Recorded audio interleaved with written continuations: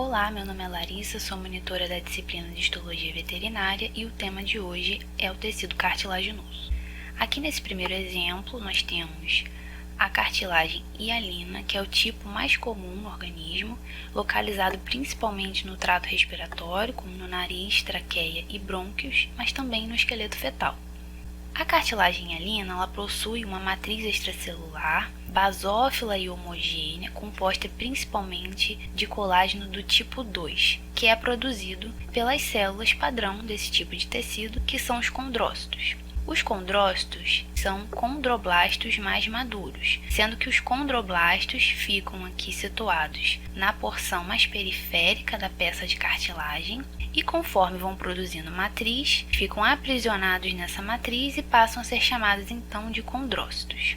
Os condroblastos, como estão no seu estado mais ativo de produção de proteínas, no caso das fibras colágenas, eles têm uma cromatina mais clara, além de serem células mais alongadas e também com núcleo esférico. Já os condrócitos, sendo mais maduros, não têm esse estado de produção de fibras tão ativo e sua cromatina é mais escura, mais densa.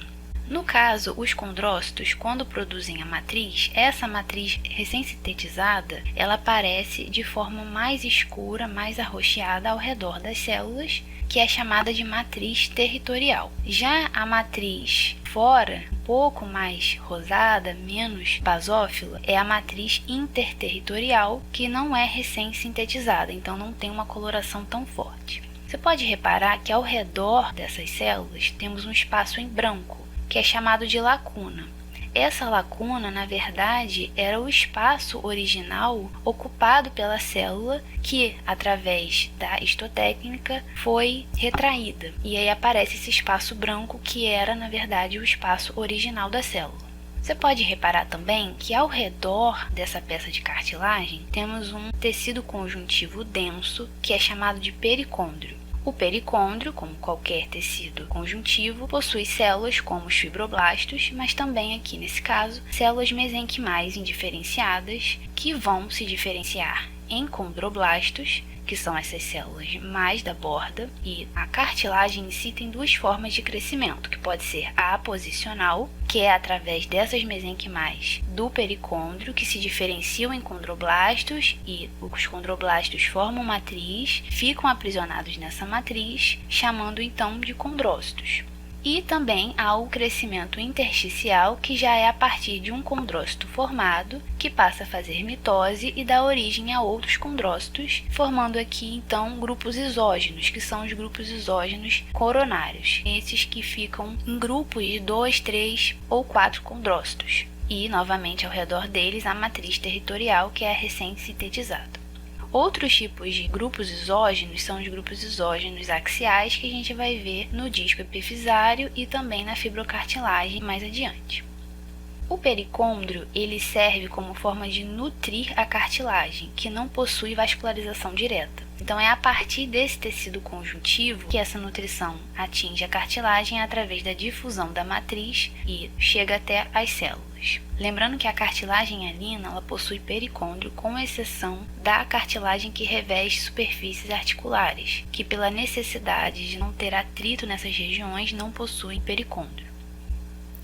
Então, aqui em maior detalhe, os condroblastos na periferia, com o núcleo mais esférico, nucleolo evidente, cromatina desenrolada porque estão em estado mais ativo de produção de proteínas. E aí, conforme produzem matriz, no caso do crescimento aposicional, vão sendo aprisionadas nessa matriz e se tornam então condrócitos, que são células com a cromatina mais enrolada e, portanto, mais escura, e a célula já é mais esférica e não tão alongada, como é no caso dos condroblastos. Já aqui a gente tem um exemplo da cartilagem elástica, que é uma cartilagem que tem um aspecto mais manchado. Isso porque, como o nome já diz, a matriz extracelular dessa cartilagem é composta principalmente por fibras elásticas, que não coram bem no HE. Então, quando a gente coloca o chamado corante de Weigert, ela fica com essa coloração um pouco mais borrada, sendo que no HE elas não são visíveis e fica muito parecido com a cartilagem hialina. No caso da cartilagem elástica, a gente tem a presença de condrócitos maiores, que dá a impressão de que se tem mais células do que matriz, e esse tipo de cartilagem está presente na epiglote e no pavilhão auditivo. E aqui um exemplo de fibrocartilagem ou cartilagem fibrosa.